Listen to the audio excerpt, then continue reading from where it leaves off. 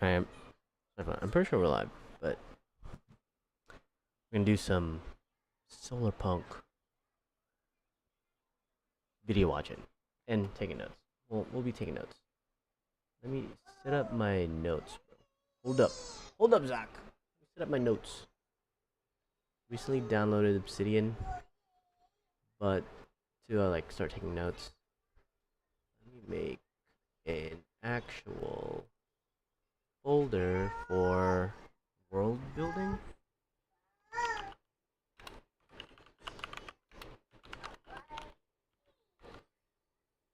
We're just gonna call it Zoltero for now. Codename Zoltero, dude.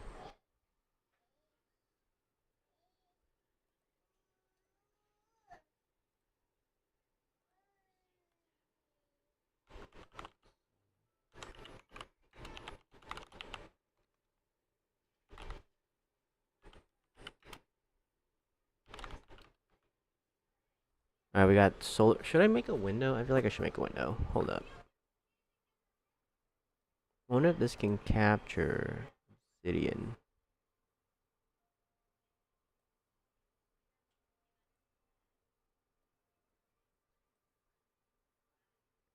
No, I don't think it can. No. Well, maybe. Let me see. Wait a second. If I add a image line? No. Maybe a window capture, bro. Oh, there we go. Sick. I'll put this over here. We're going to definitely make it smaller.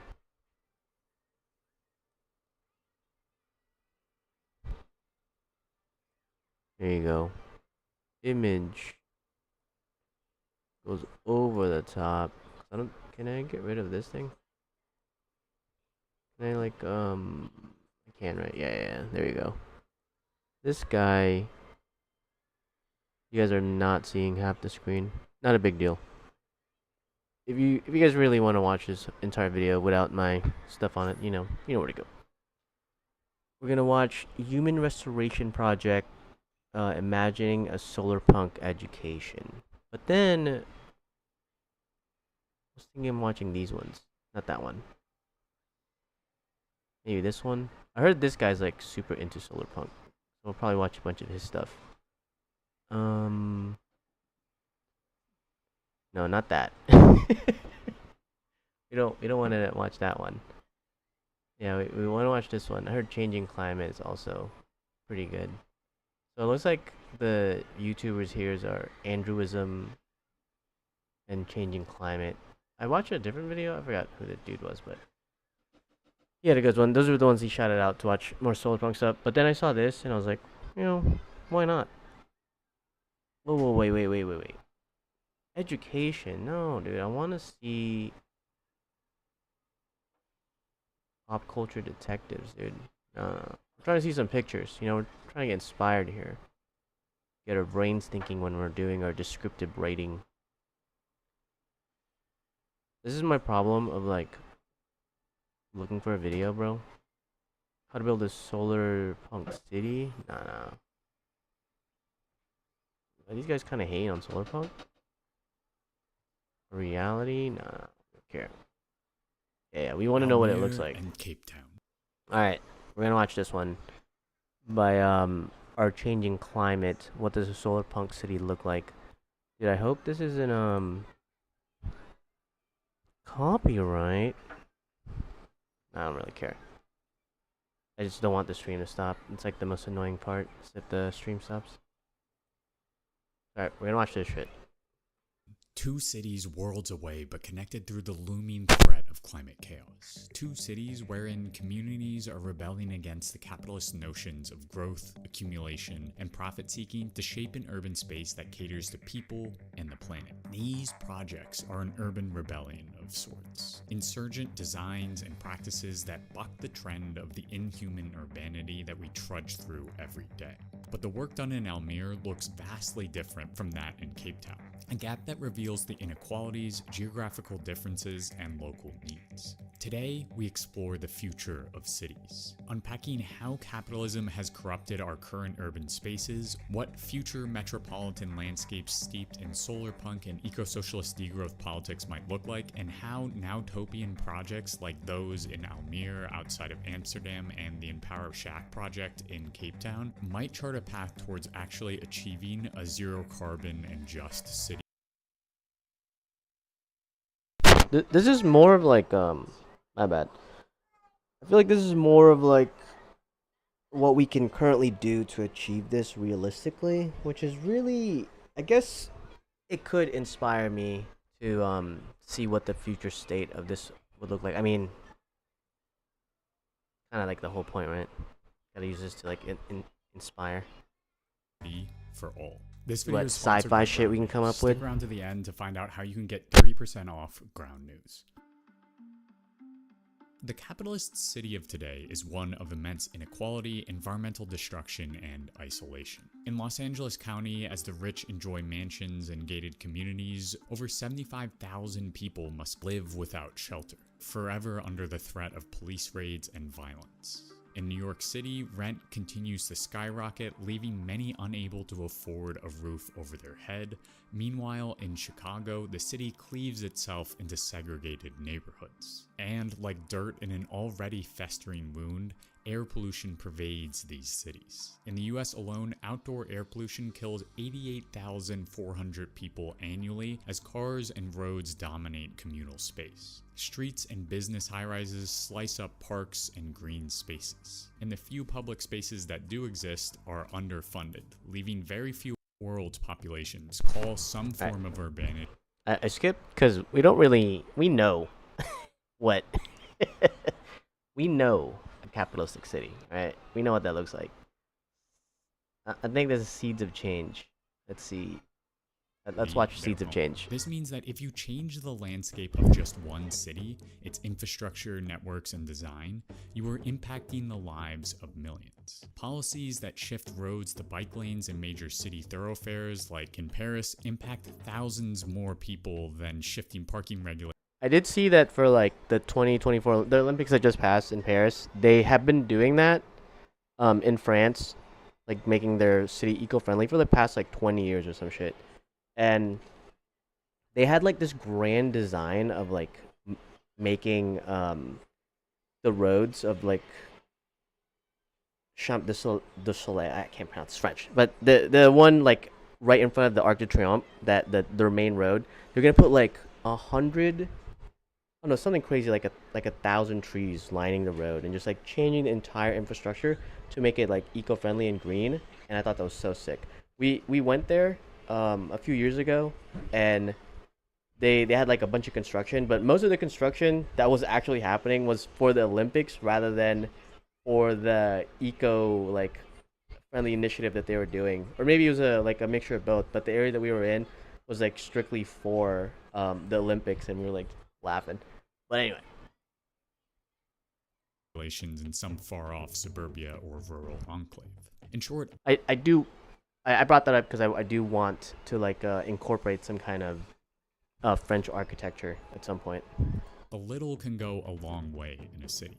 This is crucial because, according to the UN Habitat Report, cities consume 78% of the world's energy and 60% of global greenhouse gases. The fight over how cities are designed is quite simply a fight for a better world for all people on the planet. But as we have just seen, urban centers are hubs of capitalist development. Through real estate speculation, industrial manufacturing, and financial districts, cities facilitate capital accumulation and generation of profit for the few, while the rest are left vulnerable, in debt, and isolated. But as Karl Marx long ago observed, cities also collect, connect, and strengthen the power of the working class. By concentrating vast amounts of people in one place, capitalists enjoy immense access to cheap and readily exploitable labor. But within that concentration, there is also a seed of hope. Cities bring us close together. They allow the working class to easily organize and strategize, to struggle against the confines of capitalist extraction. So as urban centers grow, the power of movements for justice grows with them. The city is a landscape that is pregnant with possibilities ripe for change. It's what, When bro? we bring housing, connection, and environmental healing to communities and cities, we immediately bring a good life to millions. In turn, those transformed cities can act as hubs that jumpstart global transitions to a renewable world based on solarpunk, eco-socialist, and degrowth principles. The visions of solarpunk paint a luscious optimism, ones of thriving cities interconnected with their surrounding landscapes. The window's open, man. Here, Luc Choutin envisions dense apartment complexes full of natural light that interweave with the verdant landscaping and public transit below. So in France, this is kind of like what the buildings kind of look like, but they're not connected, and the trees aren't as ingrained. But I see. No, we can't put the window all the way up. I see the vision though. Like this could be a complete potential, or at least like the parts of France that I saw in the more touristy spots. They could have like they definitely already had buildings with greeneries and like plants and overgrown. A lot of like trees in the on top of the buildings, which was pretty cool. And they have like entire gardens. So this is kind of already happening. This is like very realistic. So we want to get farther than this in the book. So maybe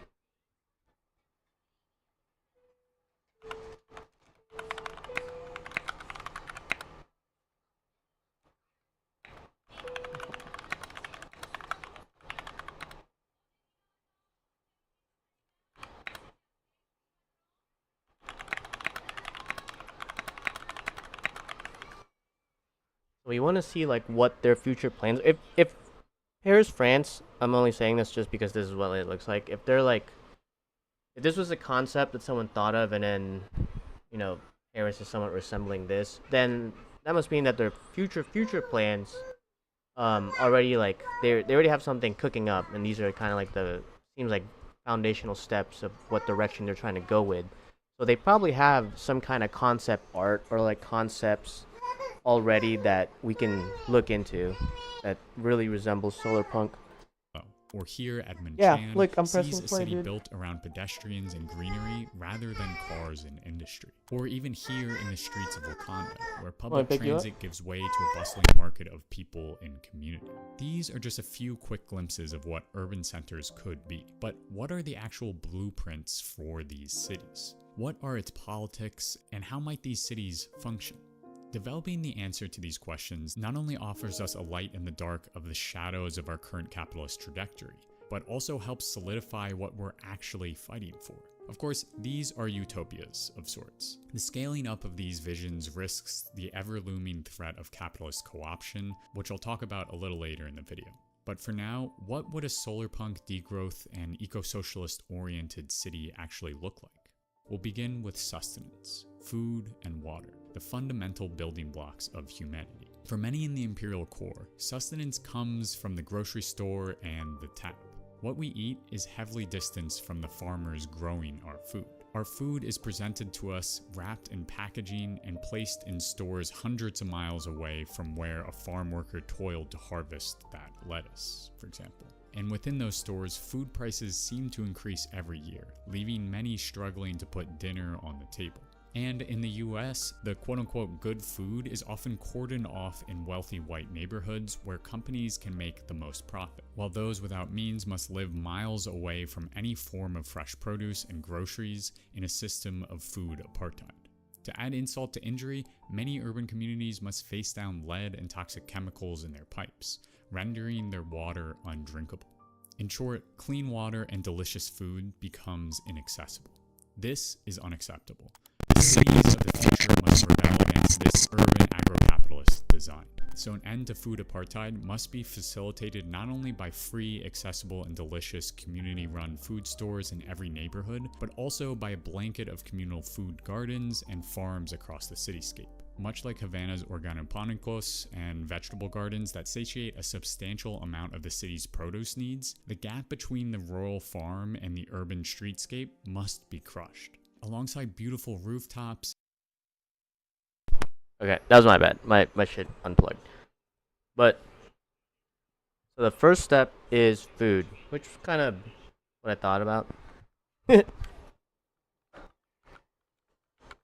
Solar punk food and water. House clean.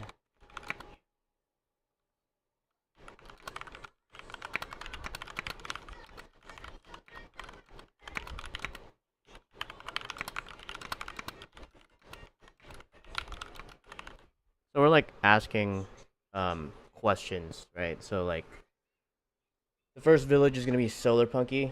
So we're trying to figure out how are they cleaning their food, how are they cleaning their water, how are they utilizing the nature around them, plus the tech that they've, I don't know, scavenged or something to create their food or water. Really want to like get into that. It seems pretty important. And streetscapes Big dogs gotta eat. Gardens supplemented by rural farming cooperatives. I did write a short story that I'm gonna post in the community on YouTube later, in like a month or something. I don't know. About like a snapshot of, think about like when you go to a market, you go to like an open market, and you're about to go buy, you know, freshly butchered, you know, animals. Whether it's like chicken or duck. Like I go to like an Asian mart a lot, and we'll buy duck. Sometimes they'll cook the duck. Sometimes they'll let you like bring it home. You can buy like just a duck neck or whatever. They have, you know, steak, beef butchers around here too, where you can buy individual pieces of steak, so on and so forth. So in the world that I'm building, there's gonna be like humans and like half humans and like, I don't know, some other species. And I've been like trying to think of from like a species standpoint, with like a half species person, would they still eat like chicken, right? Like if they were like half cow, would they go and eat chicken because they're still part human? Yeah, I know. These are solid questions we got to think about. But I wrote in the book that there's like, not in the book, I wrote like as like a little lore thing. I'm starting like a lore thing that they cook whatever they overproduce for now, but that might change. Or not. Soylent Green is people, by the way. Shout out Soylent Green. Physical infrastructure and plumbing will need to be repaired and replaced to ensure safe and clean drinking water to every single person. Food and water are basic rights. They should be free and accessible regardless of who you are, what you do, or where you're from. Ultimately, sustenance in this liberatory city should be guided by care, not profit. Stores, bodegas, and markets will no longer exist to generate wealth, but instead function as a vital backbone for thriving neighborhoods, offering themselves up as a place not only to find food, but also with the help of communal kitchens and dining spaces, as a place for friends and family to gather and enjoy life. And in the process, food and water become tools of solidarity.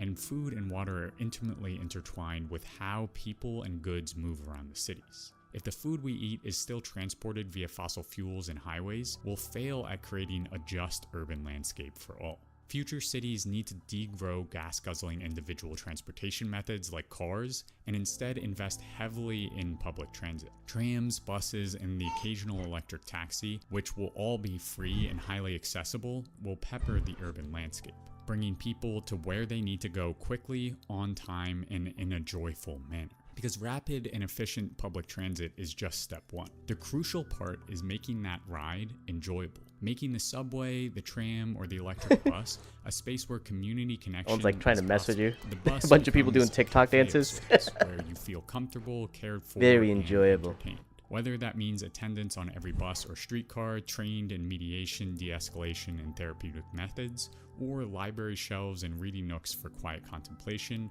or galleries of local artists, public transit should ultimately be about people, not just getting bodies to their jobs as fast as possible. And a future city will mean a city without cars. This inevitably means parking lots, streets, and highway interchanges become relics of the past. Much like the Highline project in New York City, overpasses could be turned into public parks, while streets can be retrofitted into community gardens, pedestrian walkways, and copious amounts of bike infrastructure. Taking your bike out to go see your friends will no longer be a matter of life or death, but instead an experience of joy. It definitely does suck for people, though. Farmers, trees, and beautiful art peppered throughout the city. This is a very optimistic Within viewpoint. this dense web of greenery, Solarpunk. farms, and transit lie the buildings. In solarpunk and eco-socialist cities, community living complexes will be the norm. Shelter is one of the most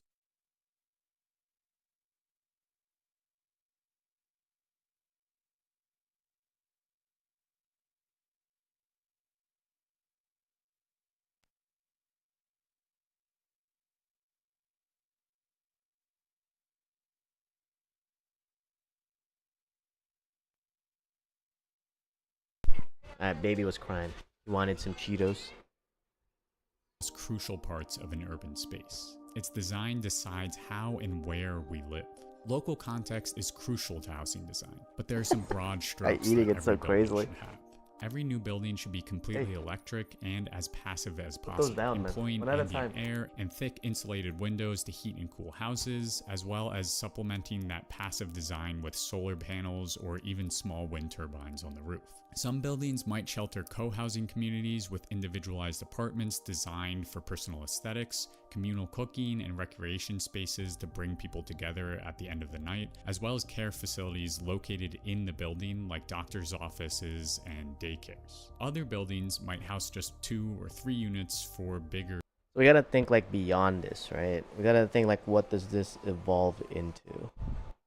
chosen families. But crucially, all of these structures are owned by the neighborhood or the community, not landlords. Ideally, this would allow for much more autonomy for interior and exterior design, making the home a place that's not just comfortable, but also enjoyable to live in. Because an eco-socialist and solarpunk city demands not just housing for everyone, but good housing for everyone.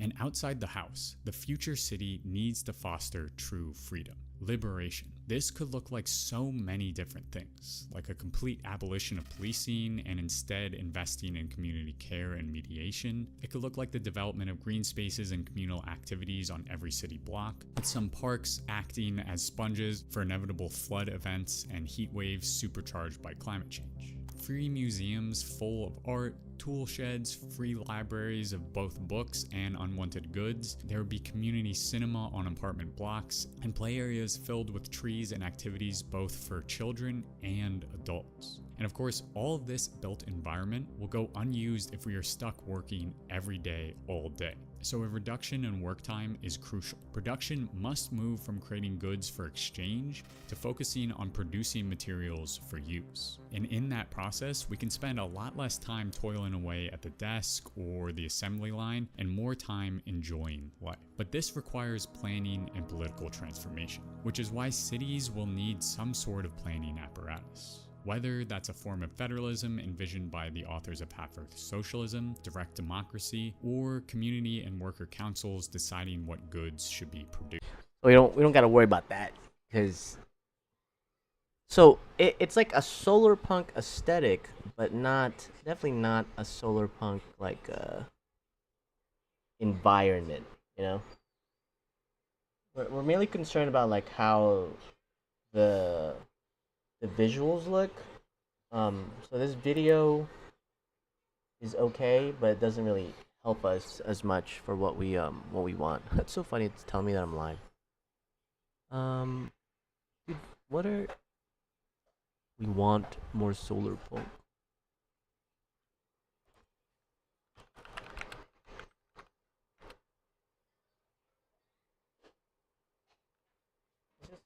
Type solar punk. A beginner's guide to solar punk. I mean, that's probably like a good place to start, right? And then we'll watch this one.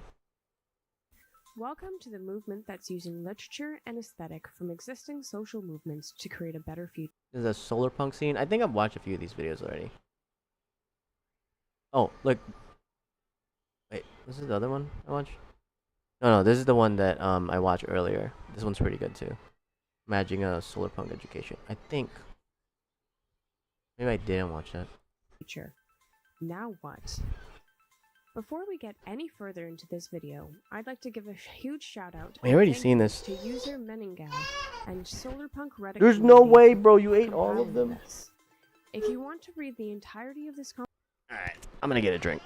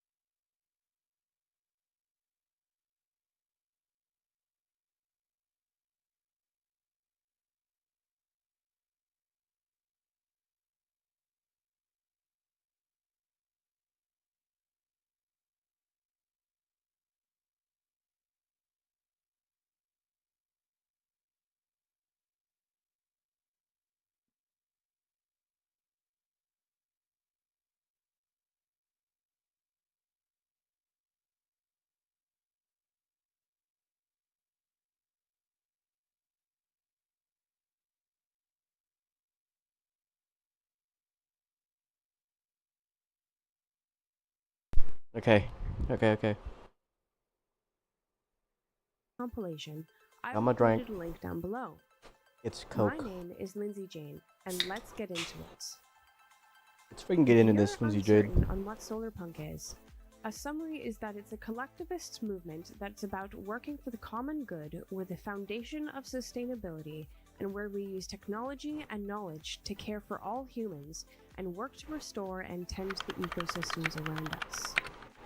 Solarpunk means believing that we will have a better future if we fight for it, if we demand it. Getting into solarpunk means that there's a few key concepts within our modern world that you'll need to understand. That's pretty good for the, fighting for the future thing. Because the character is definitely going to want to change something, right? All good shonens. Common good, sustainability, fight for the future you want. And then, I don't even know what else you said. Let's just keep watching. Conflicting concepts. Capitalism.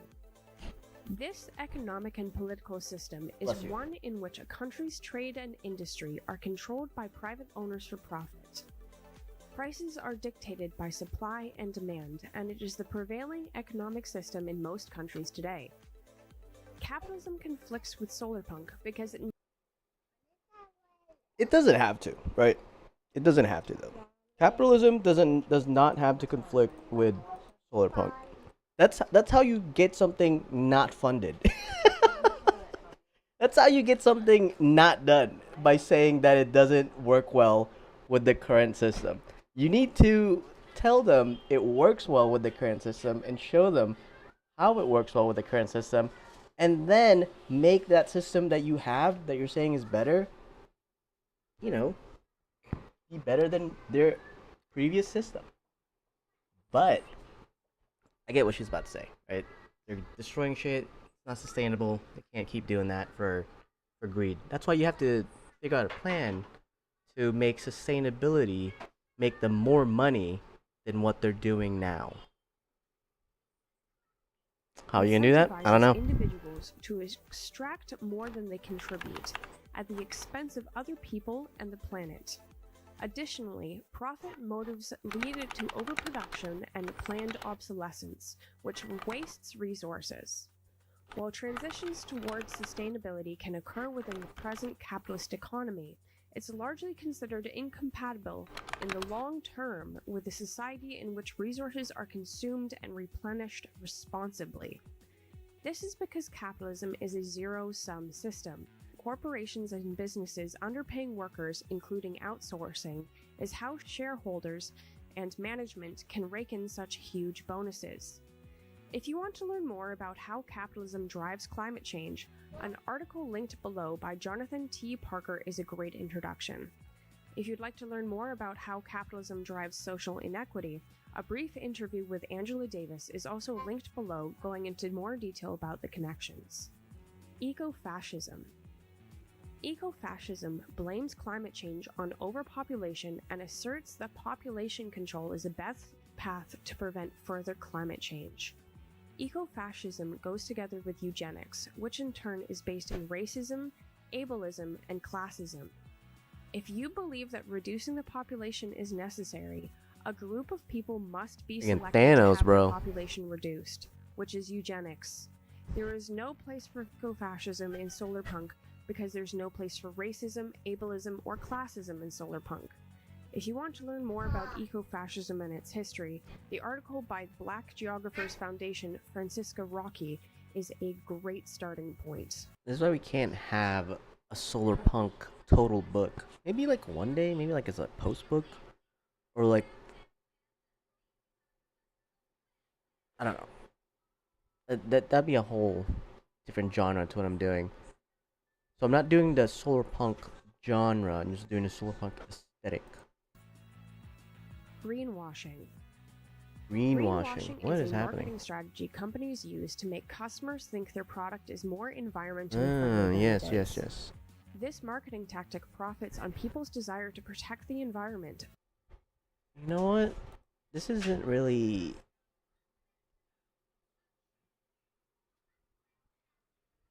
Yeah, let's watch Damien Lee, dude. There's longer Let's restart. There's a genre of sci-fi that gives us a glimpse into the future that's totally different. In fact, the polar opposite of the dystopia that we see in cyberpunk. And it's called solarpunk. It's idyllic. He looks like, I'm pretty sure this is a Miyazaki or something, but this is what I'm talking about. So this does fit the narrative of a communal space. It's probably self-sustaining with all these like farmlands. Maybe this silo, a different silo, another silo, and so on. It's sustainable. It's communal. This is different right here. This could work. This could work of something of this nature. I'm pretty sure this is built along like a ridge, a mountain, or maybe on a tree itself. Because the island that they're starting in, the characters are going to be surrounded by like these really big oak sapphire trees, or like sapphire lace oak trees. And I was thinking of having their village kind of like underneath a tree, like a really big tree, to kind of like signal the theme wise of, you know, this is the beginning, they're at the root, right? This is like the beginning, we're at the base. Nice.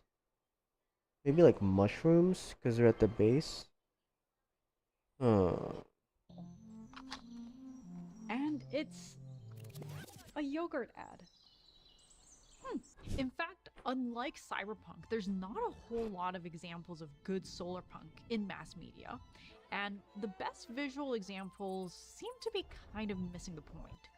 When we analyzed solarpunk from an architectural and urban planning point of view, we found out just how many parallels there were to our reality. So solarpunk, could this be our future? A portion of this video is sponsored by HP and Intel.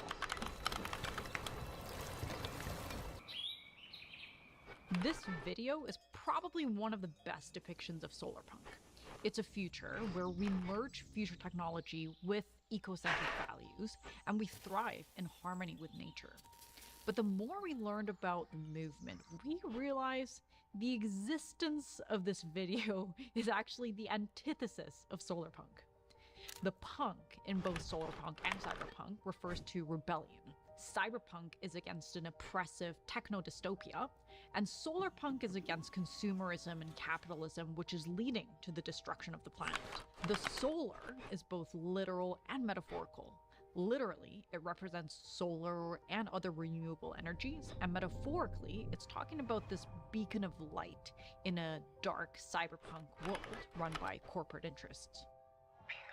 So an ad using these beautiful solarpunk aesthetics and using this utopian vision to convince people to buy their products seems. I'm not gonna lie, dude. I love Chobani. Chobani is so good. Anyway, we're gonna skip this because we're just trying to get kind of what it looks like. All right. I've seen. Rugged No, that's more rebel cyberpunk. with a Never mind. six-pack She's showing us on a cyberpunk stuff. motorbike navigating Yeah, this is this cyberpunk. dark dystopian world. I mean, there's nothing really sexy about Ryan Gosling in a farmer's market. Okay, that's still pretty hot.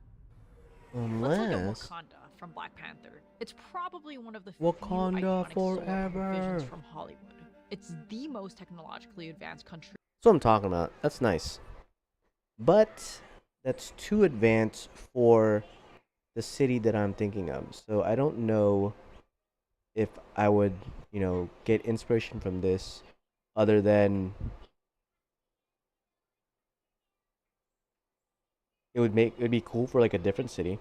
In the world, but instead of a city like this, it's surrounded by sweeping valleys and mountains. Technically, Wakanda doesn't qualify as solarpunk because it's a matriarchal society, and it's not really culturally diverse, but there is a beautiful integration of technology into the city's fabric.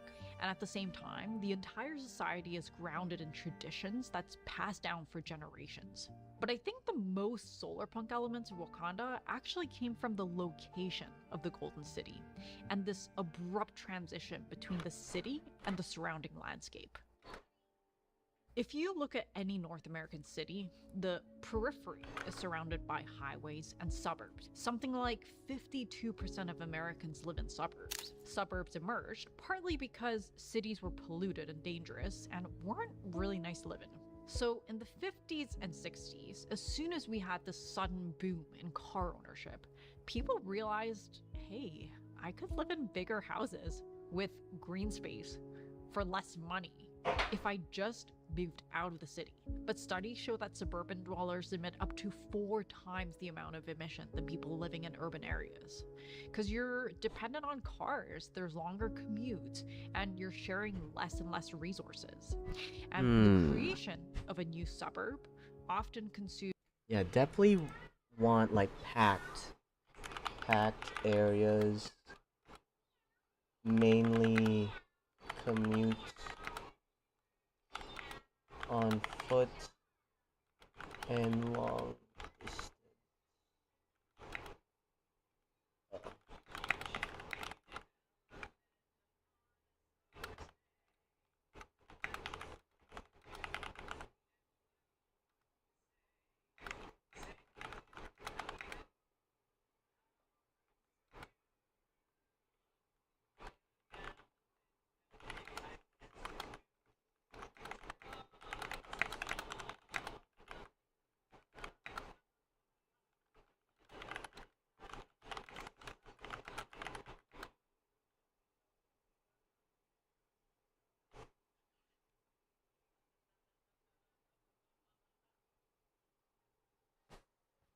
Sorry. I started thinking of like what the main area of the story is gonna look like, and it's gonna be like a packed communal like area. Think of like the recent Star Wars trailer. I think it was Outlaw, where they're like walking through like the marketplace, kind of like that, but solar punky aesthetic. And kind of meet all that criteria. Maybe like their niche area of the world could lead to like a solar punk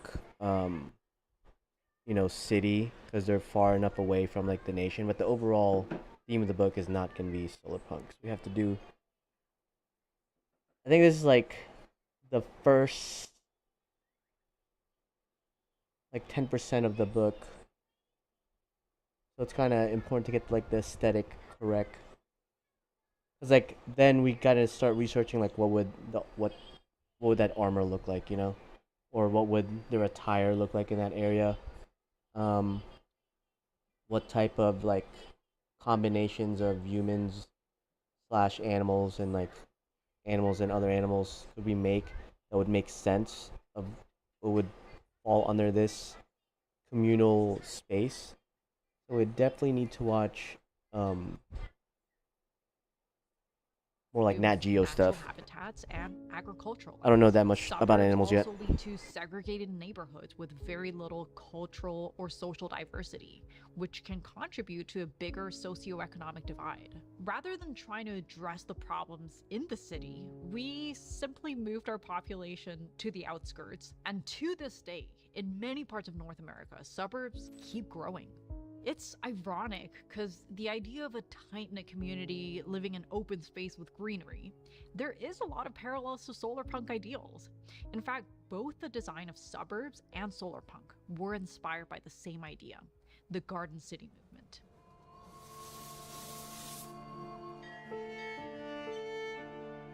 If you want to talk about real polluted and dirty cities, we have to look at London, England during the late 19th century. Industrialization sounds like your hometown. transformed Like, what the London fuck? into one of the most slummy, disgusting, dang, chill out now. unhealthy places to live in.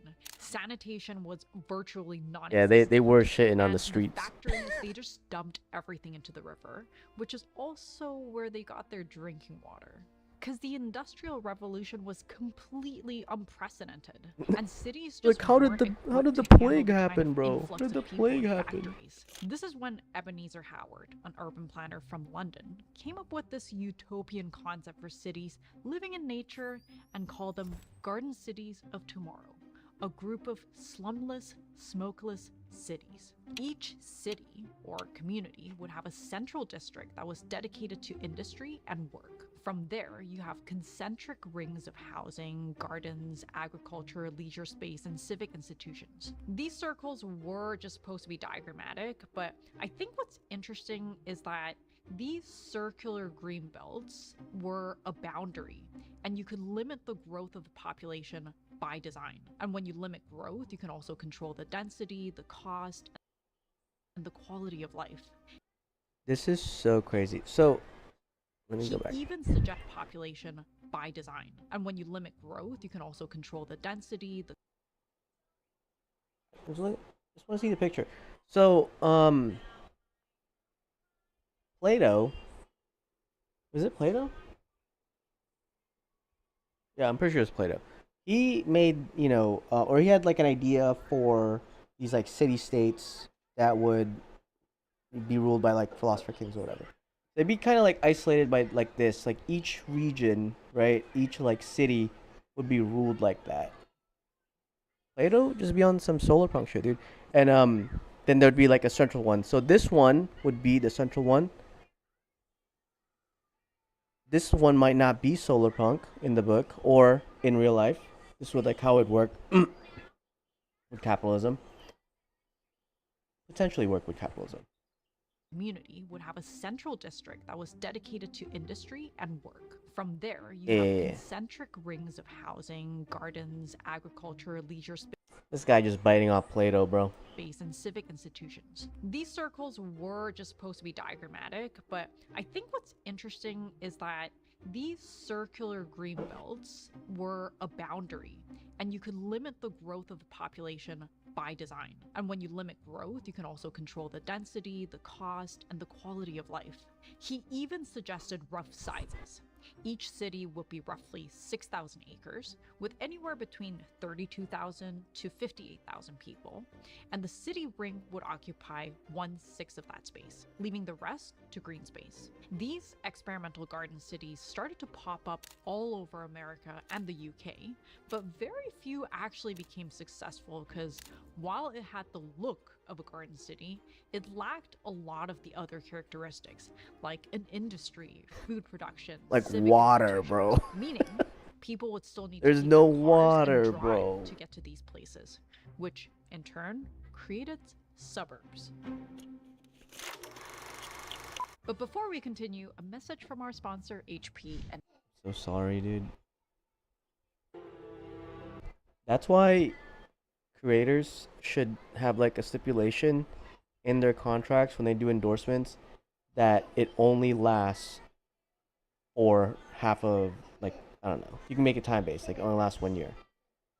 Then they would make way more money and they could remove this entire ad out of their video if they wanted to and not like put another one on there.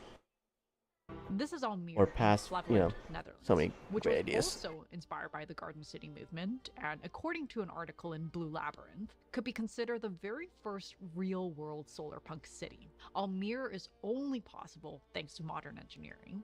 They literally brought a submerged piece of land back from the sea. What the hell? The reason behind creating Almere is to prevent the growing population of Amsterdam and the Randstad area from expanding into the designated green areas. And like the Garden City diagram, it's a number of semi-separate nuclei, each with its own neighborhoods, facilities, and identity, connected through a shared infrastructure and a city center. Different neighborhoods have distinct identities, from colorful Regenbook boards to the diverse Homruskwartier with over 1,000 self-built homes. The districts are separated by water and parks and woodlands or agricultural land where they produce food. And apparently Almere has over 100% more green space per inhabitant than any other Dutch city of a similar size. It's the newest city in the Netherlands, and yet it's considered the most successful new town. It's only a few decades old, but it's become Netherlands' 8th most populated city. In a lot of ways, Almere sounds like the perfect implementation of Garden City and solarpunk ideals. But when you look closely, you start to notice behind the sustainable facade, it's also subject to the same economic realities as any other city. Because to build a successful city, Yeah, for it man. to scale from a village Need money, to bro. a city of thousands of people, you need capital. Capital for infrastructure, for governments, for administration. The locally grown food might not be enough to sustain this larger. So, ideally, we don't really care about the logistics, the true logistics of how to make a solar city, a solar punk city exist in an environment. We just want to know what it like looks like.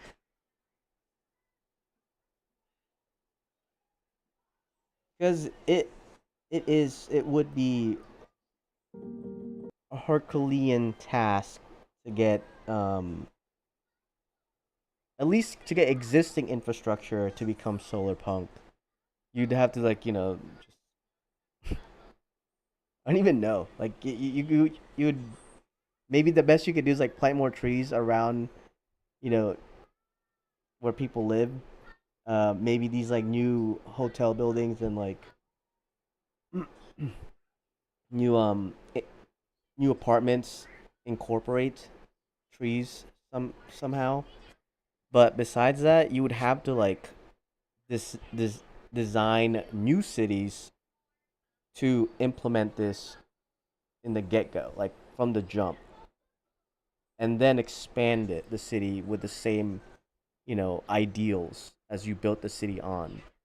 Because then the infrastructure would support that, and you'd be able to expand that existing infrastructure that's already supporting what you want it to support. Right now, we have like I don't know, like three different variations of infrastructure being implemented at any given time, and it's impossible. It's not impossible. It's just it would cost a lot of money, and that would mean less wars. This is AIghtFams, again, in the Netherlands. It's a commune of 70 people who organize themselves into a sociocracy, meaning they make decisions through discussions and team consensus rather than voting. They also grow their own food, they share responsibilities, and they even build their own homes using mostly recycled, reused, and locally sourced building materials like tires filled with rammed earth. 70% of their electricity and 100% of their heating is generated on site, and they minimize energy intake with passive strategies. So, from a social and organizational perspective, this is pretty solar punk. And it's not like there's a size requirement for solar punk, and it could definitely be a low density settlement like this. AIghtFams solar punk, and it could definitely be a low density settlement like this. Yeah, that's sick. So something like this, but of course bigger, because they would need to self-sustain because it's its own city and like its own marketplace. Maybe like I don't want to just put like rafters above. Eventually, gotta like learn how to draw this. So I'm trying to look at the aesthetics here and to like be able to like describe these things, right? Right now, all we're seeing is like, oh, it's an overgrown house with some grass on top. AIghtFams grew out of the Earthship movement from the late 20th century. The Peak earliest writing, bro. community was built in New Mexico, and it spread to small pockets of communities around the world. And since they're built by the local communities with local materials and site-specific strategies, there's a pretty big diversity in the designs. But that just might be the problem. Okay, when you think cyberpunk, what's the first thing that comes to your mind? What the hell? No, not that. Brutalism has always been a pretty polarizing Like the architectural game. style. A lot of people absolutely hate these concrete monsters. Yeah, those are But it disgusting, turns bro. out when you put them in the context of a bleak dystopian future, they actually have a certain kind of allure. So much so that they become kind of emblematic of cyberpunk. And this lack of a common architectural language in solarpunk might seem trivial, but architecture can often serve as the glue that binds social movements or a cultural ethos. Or as Mies van der Rohe said, it is the will of an epoch translated into space. For example, the Bauhaus movement was born as a response to World War I. It symbolized a vision of a new modern Europe. It emphasized functionality and simplicity, and it said no to unnecessary ornaments. It was so culturally transformative that the principle extended beyond architecture, from art to furniture and textiles. And I think it really brought people together. Bow. Solarpunk right now has a common aesthetic, but it's not really rooted in anything solid that our Yeah, besides like putting a tree on a futuristic looking house, you know? culture can grasp. So it's hard for us to imagine it really existing in our reality. Oh my god, this is terrifying. In the last few years, we've What was made that? some pretty big leaps in energy storage, in You're already electric watching that, though. transportation. We have Yeah, pretty sick. Okay, you can do that. But that movie's probably already out, though. Oh. No, we can't do that. Wait, hold up. I take that back. We cannot do that. How are we gonna get in the video?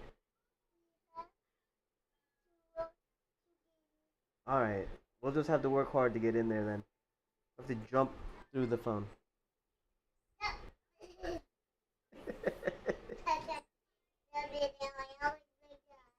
No, no, no. Yeah, don't do that. Is it?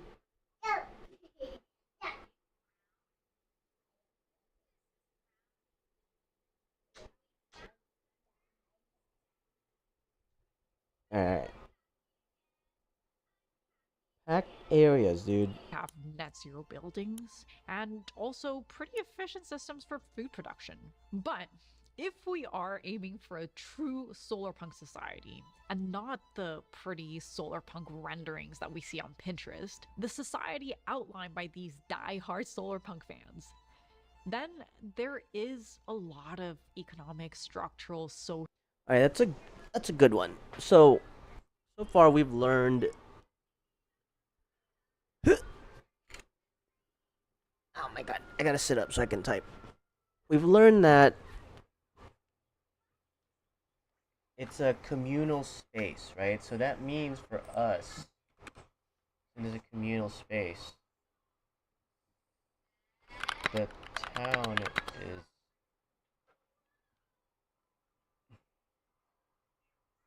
the initial town. And make it a watering hole. What? A watering hole? What do you mean?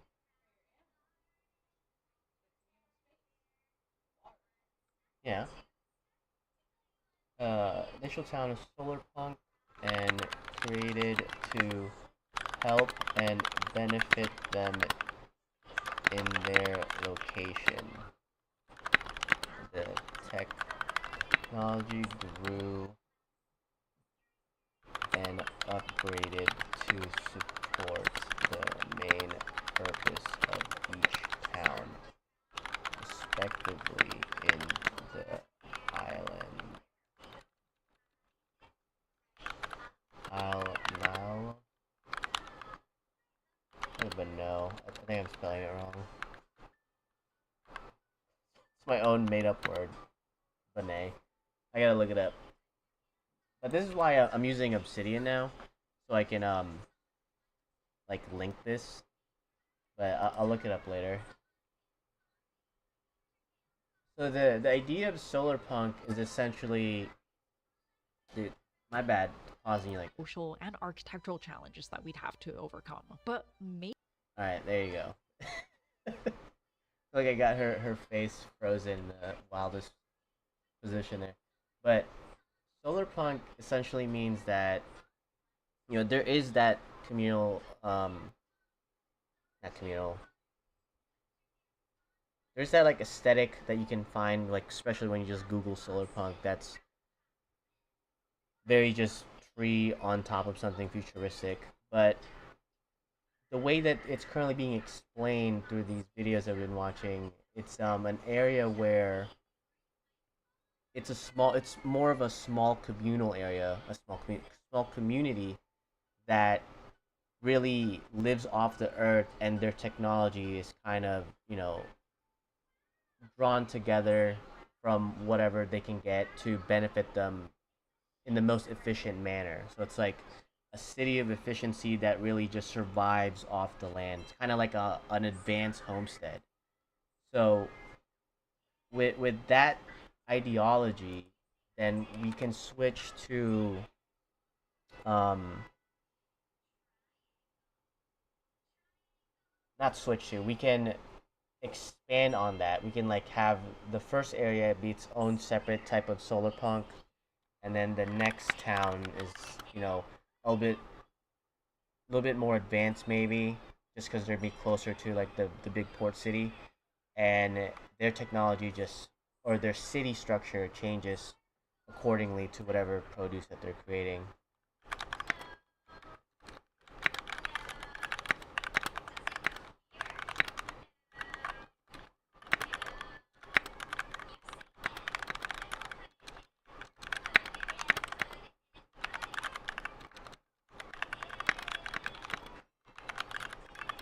So the next sound structure is also solar punk, but changes to what type of production they are producing. What type of production they are performing.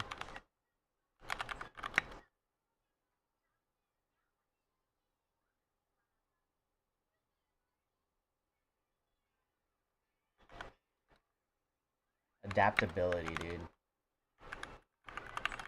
Really big feature of solar punk, I feel like. Um, oh my god.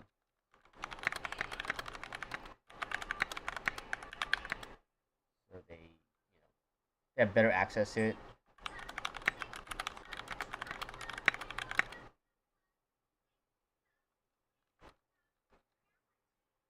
And then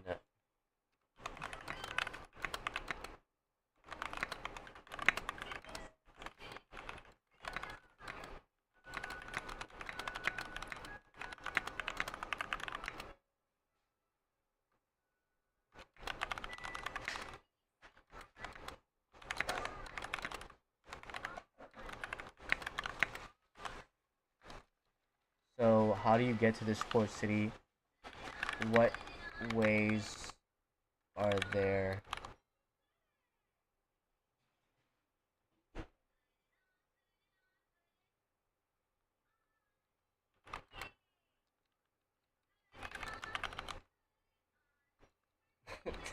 Tripping balls over here. Kind of tight, bro.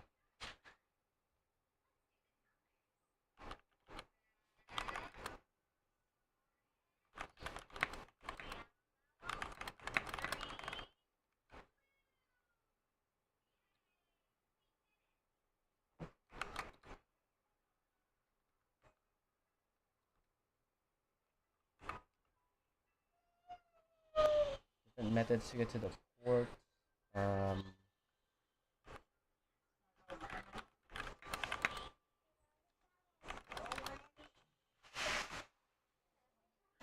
Maybe it's just this kind of thinking that's the problem. We've looked at a lot of cyberpunk themes on this channel, and I think it's tapping into this collective pessimism that a lot of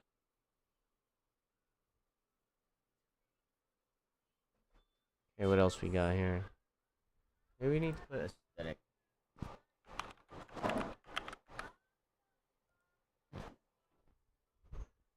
What the heck? In Minecraft? No, I don't want to see Minecraft.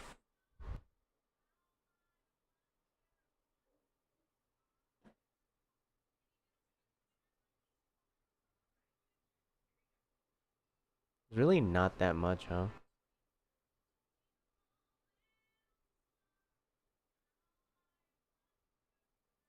So solar punk, dude.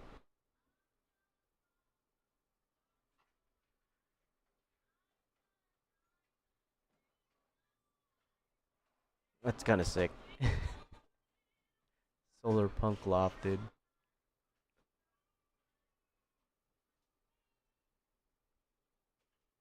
What does that mean? 10 signs you may be a solar punk.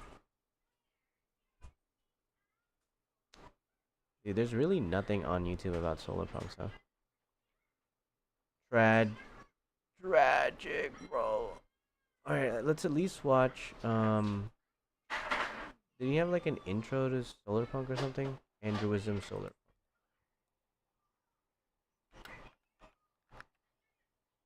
Let's do architecture first. Real life? Kinda sick. This one's supposed to blow our minds.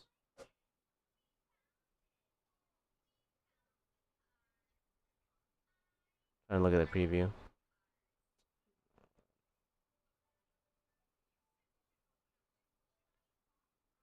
Ability. That's kind of cute.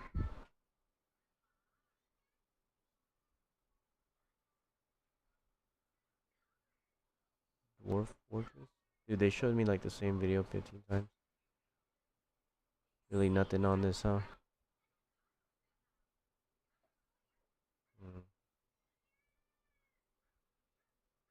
Art?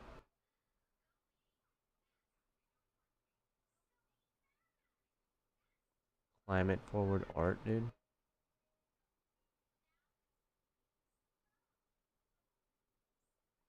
Dude, shout out Lupanet. Their stuff is so cool. I don't think they're...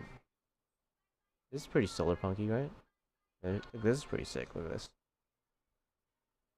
I'll watch this one. I haven't watched like those ones yet. But I do want to watch them one day.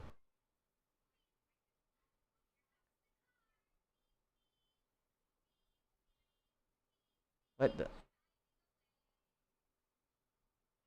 Surely this has like a lot of solar punk visuals, right? Solarpunk. Solar One of punk. my favorite This is by Andrewism. fusions of art and politics. Solarpunk is everything from a positive imagining of our collective futures to actually creating it. It derives its name from the cyberpunk genre and all the other punks it has spawned. Real quick, there's steampunk, which focuses on the Industrial Revolution and steam-powered tech. It's one of the most popular after cyberpunk. There's dieselpunk, focused on the designs of the interwar period. There's atompunk, focused on atomic power. Steelpunk, focused on late 20th century hardware. Stonepunk, which is Neolithic, and there's even nowpunk, which is set today. Solarpunk is a shining vision of a positive future. Like the same grounded in pictures an over and over sustained again, bro. world that emphasizes the need for environmental sustainability, self-governance, and social justice. It's a movement dedicated to human-centric and eco-centric ends. It looks beyond the limitations of capitalism and beyond the current rift between humanity and nature. It's a futurism that focuses on what we should hope for rather than on what we should avoid.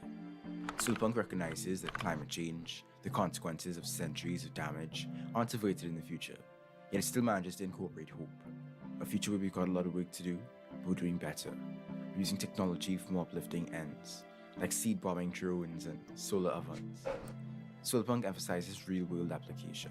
It's all about what we do here and now, from DIY projects to larger organization.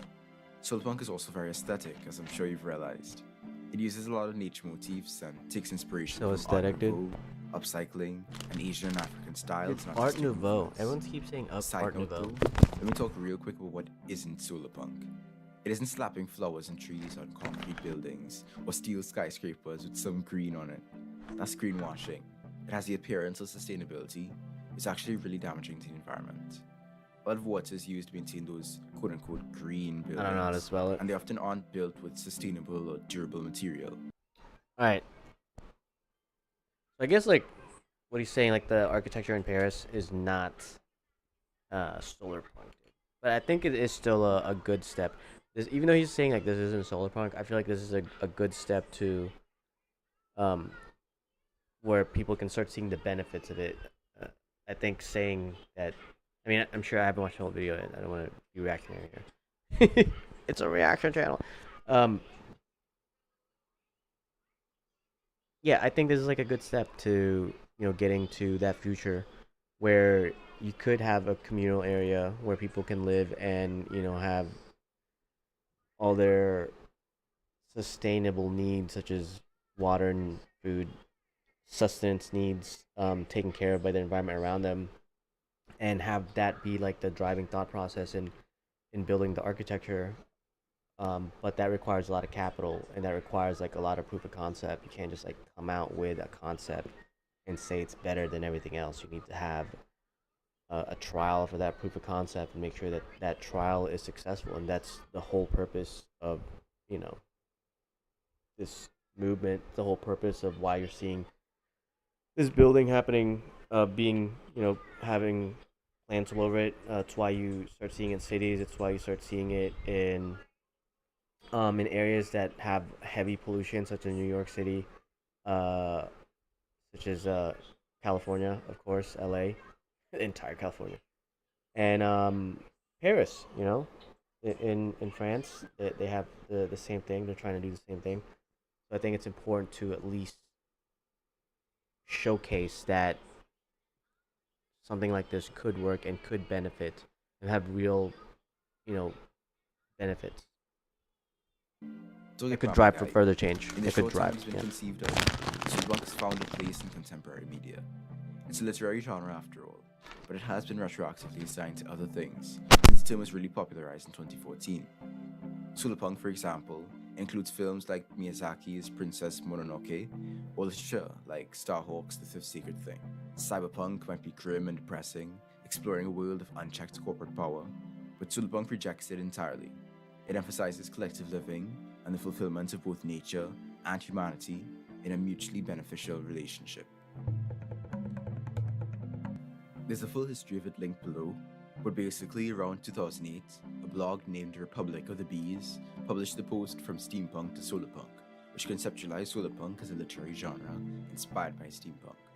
There were a few articles and works here and there, but it gained more steam, or should I say solar, with Miss Olivia Louise's Tumblr post in 2014, establishing some of the aesthetics of solarpunk.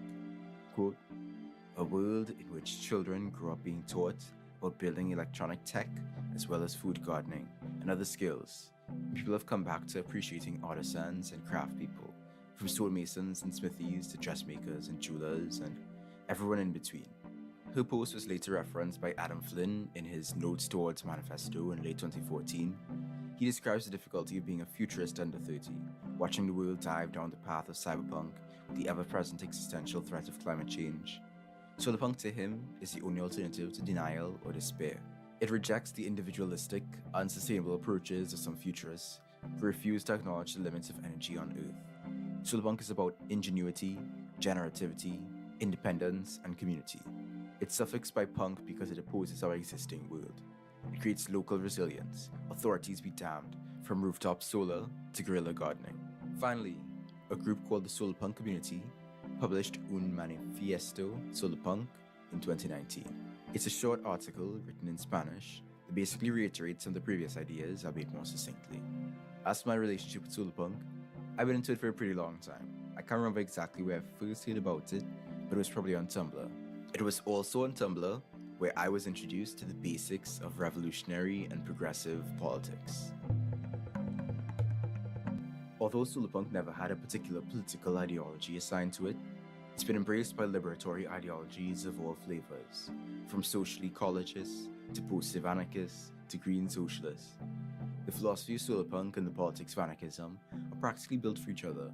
Anarchism emphasizes personal freedom and collective liberation from hierarchies, authoritarianism, and exploitation. It seeks, as an ongoing project, common ownership, voluntary cooperation, horizontal organization, and mutual aid. Anarchism has generally been ahead of its time on many political issues, from queer to women's liberation, and its approach.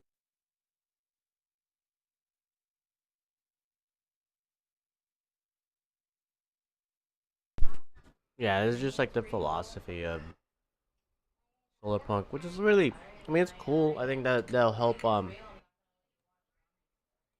me in my mindset of when I'm trying to describe, or at least think about like what I would make the area sound like, what it would look like, you know,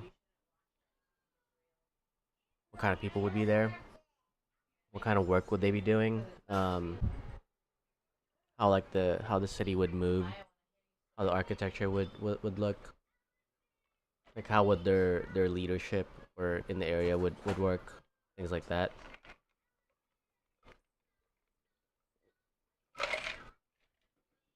So I think those are like important aspects that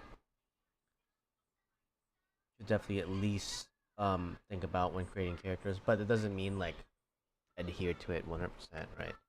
Like at least think about it, about like incorporating that. But if it doesn't work for the story, then I'm not gonna do it. So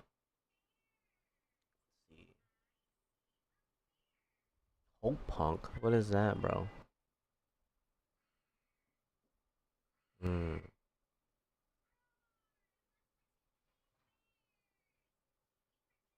Post capitalist, bro. You guys need to think about like these movements as like fucking parasites, bro. As viruses and parasites.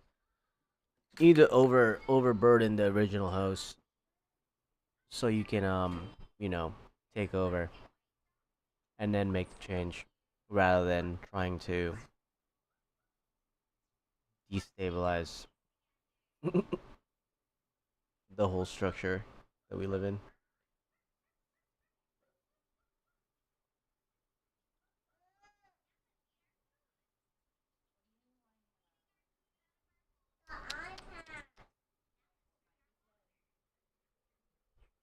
Look at Solarpunk pictures, dude.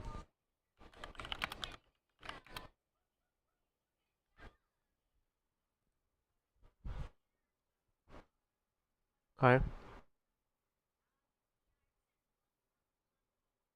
Like village.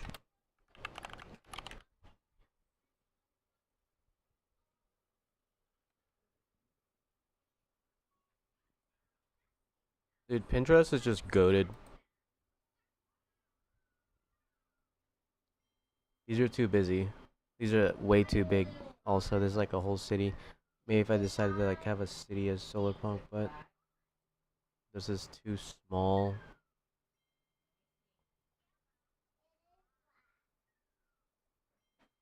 I like this idea, but like in a futuristic setting. Just because like I really like tree houses. Like I never had one. It'd be cool to make all these characters, and the kids kind of want one. That'd be funny if like put it one in this, put it in the story. Maybe the second village. Yeah, that'd be. Oh, you know what? Yeah, maybe the second village will be. No, no, maybe their village just because they have the goratas or the lizards. Yeah, you know what? Put that there.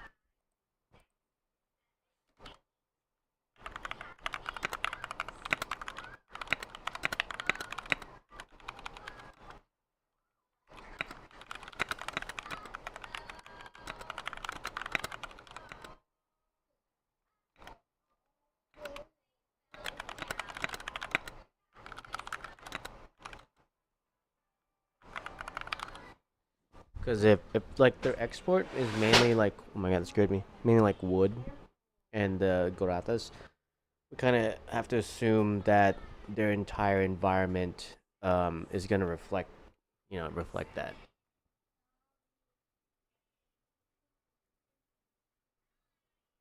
Okay.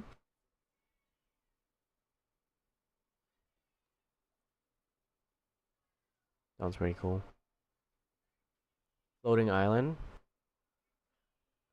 But you can have I like that because you can have floating islands because of like strong roots. That makes sense. Let me see.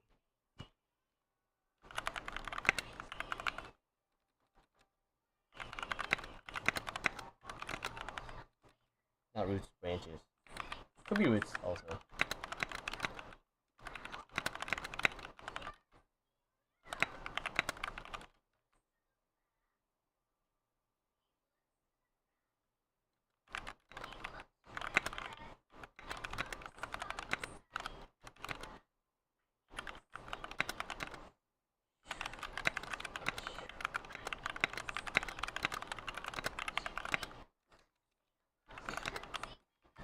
So we gotta like figure out why they would build up though.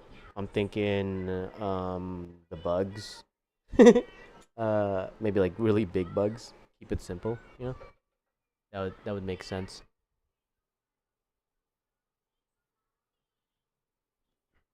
But floating islands would look pretty sick. That makes sense. But then how do we like make it technologically advanced, right? Nuggies.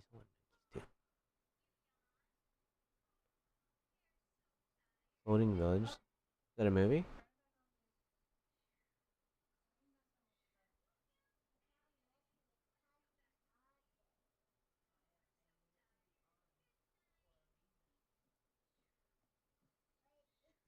It's kind of cool. That's kind of reminiscent of like Japanese architecture, of just like building up and making it solar. Old Japanese architecture, like the Shinto shrines and stuff. That'd be cool. A little homage to Naruto. Could do that. Yeah. Because we do want to blend it with an established architecture, right? My bad, my bad.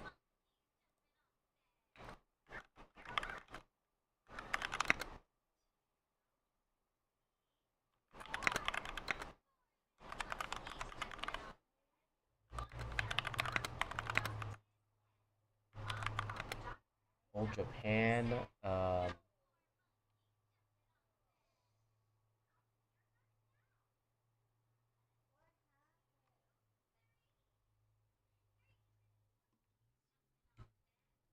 Hmm.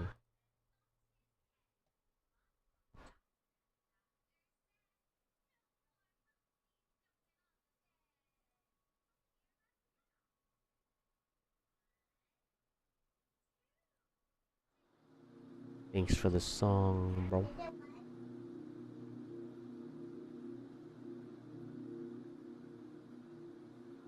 I don't want it too loud. Alright.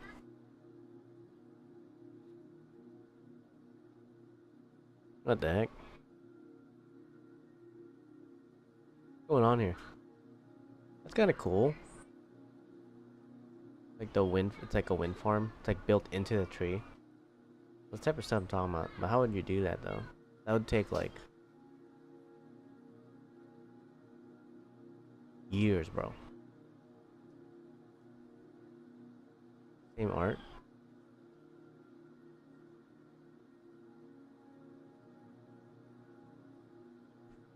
I like this one. This one's like in the side of the mountain. This could be like the second village on the side of the mountain. Cause like if they're like on top of the trees, it would be kind of cool.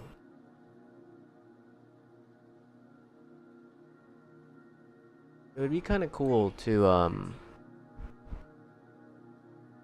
have a village on the side of a mountain though. Make them like climb something.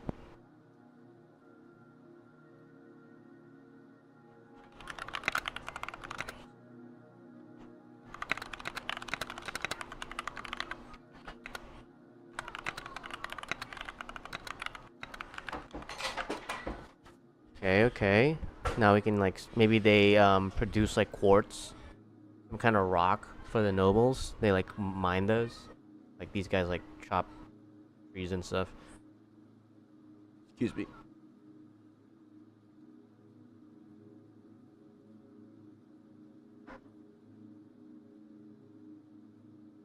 Bubblegum.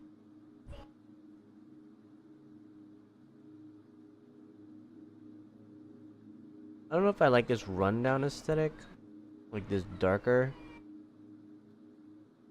Kind of sick. That's not bad.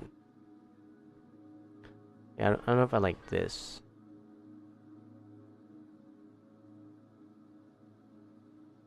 That's very sick. Look, you got little half animals. What the heck? Yeah, that'd be kind of sick here. This is made out of water.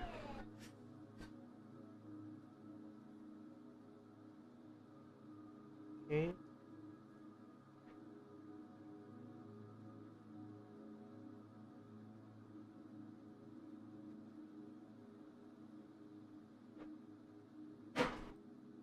Look at this. What I'm talking about. This is just old Japan though. Does it look like just Japan? Like, this is what Japan already looks like. Okay. Oh, this is all AI art, isn't it? Yeah. Okay. Not bad.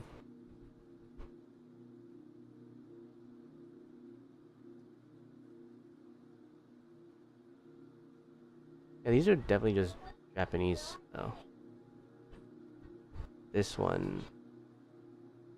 Really nothing. Oh. No, that's like too future. Now that in the swamp, bro. Okay. Swamp's pretty cool. I don't know if I want like a solar punk in like a swamp like that though. It is pretty sick. It looks like an old fishing village or something. It looks like there's an eye right there. Like what the heck? Looks like he's looking down, bro. What the? Hey yo.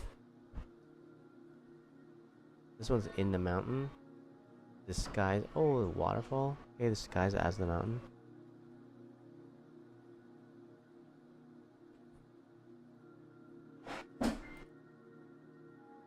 That's wild. Maybe some true feet. That could be the port. The port could look like that. Futuristic trees, like giant futuristic trees.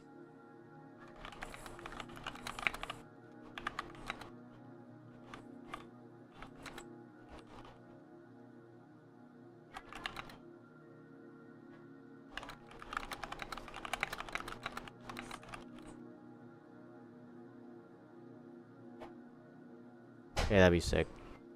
That'd be sick. That's a cool design. Thanks, Pat Riley. 1-0. All right. I think we got some good info. Now we just need to I think what do we do in the second day of research? Not gonna be tomorrow or anything, but the next time we do more research, we would leave off, or where are we leaving off right now? Well, we got the architecture for like the initial village, some kind of like Japanese architecture. Maybe we mix that with something else. I think we gotta mix that with like. Gotta really think about this import situation, or export. I mean, export situation with the wood or whatever that they're selling, they're exporting, plus the animals that they're exporting. Because then that would dictate what that would look like. So I think for the next time we go live and we do more research, we should look into solarpunk like husbandry, what that looks like. But even live on hour and a half. I'll see you guys later.